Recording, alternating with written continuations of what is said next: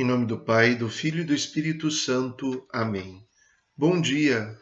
Celebramos hoje a dedicação da Basílica do Latrão, conhecida como São João de Latrão.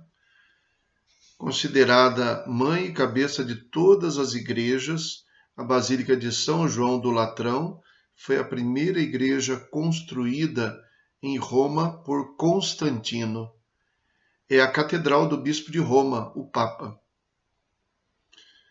Os templos de pedra são um sinal da presença de Cristo. Esse é o sentido desta celebração que se estende para toda a igreja. Do Evangelho segundo São João. Estava próxima a Páscoa dos judeus e Jesus subiu a Jerusalém.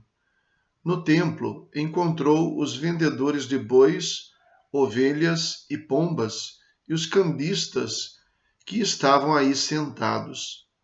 Fez então um chicote de cordas e expulsou todos do templo, junto com as ovelhas e os bois. Espalhou as moedas e derrubou as mesas dos cambistas. E disse aos que vendiam pombas: Tirai isto daqui, não façais da casa de meu pai uma casa de comércio. Seus discípulos lembraram-se mais tarde que a Escritura diz: O zelo por tua casa me consumirá. Então os judeus perguntaram a Jesus: Que sinal nos mostras para agir assim? Ele respondeu: Destruí este templo, e em 3 dias o levantarei. Os judeus disseram: 46 anos foram precisos para a construção deste santuário, e tu o levantarás em 3 dias? Mas Jesus estava falando do templo do seu corpo. Quando Jesus ressuscitou, os discípulos lembraram-se do que ele tinha dito e acreditaram na Escritura e na palavra dele, palavra da salvação. Glória a vós, Senhor. A pergunta feita, então, pelos judeus para Jesus, que sinal nos mostras para realizar estas coisas, nos faz pensar no significado do templo. O templo é um sinal, como habitação de Deus e como santuário no qual os homens vão se encontrar com Deus. Porém, para que seja a verdadeira habitação de Deus, é necessário que seja verdadeiro santuário. Tudo gira em torno do templo. Jesus está lá. É lá que ele realiza esse gesto profético que, embora não apareça com esse nome, é um sinal. Se eles estivessem dispostos a ver e entender o sinal de Jesus, teriam compreendido perfeitamente o que ele estava dizendo. Vocês estão profanando a casa de Deus, historicamente, por transformá-la em lugar de negócio. Não porque os negócios sejam um problema, um pecado, mas porque o santuário é santuário porque não é outra coisa. É exatamente a finalidade e a função que nós damos àquele lugar que faz dele um lugar sagrado. Não é pura e simplesmente o fato de ter alguma coisa histórica ou de ter sido edificado para isso. É necessário que a postura dos que vão lá seja compatível. Uma escola não é escola porque é um prédio que tem a arquitetura própria de uma escola. Ela é uma escola porque tem professor e alunos, porque ali se ensina. A escola podia ser debaixo da árvore, não num prédio. O que faz a escola não é o prédio. Ora, uma escola construída pode ser usada para outra coisa. É assim que acontece, muitas vezes, infelizmente.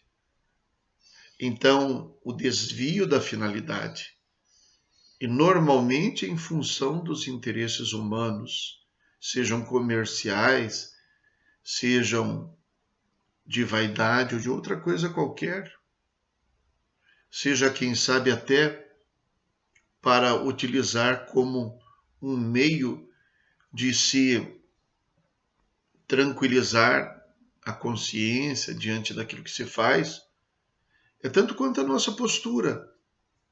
Nós podemos fazer muita coisa errada num dia, no outro dia ir na igreja.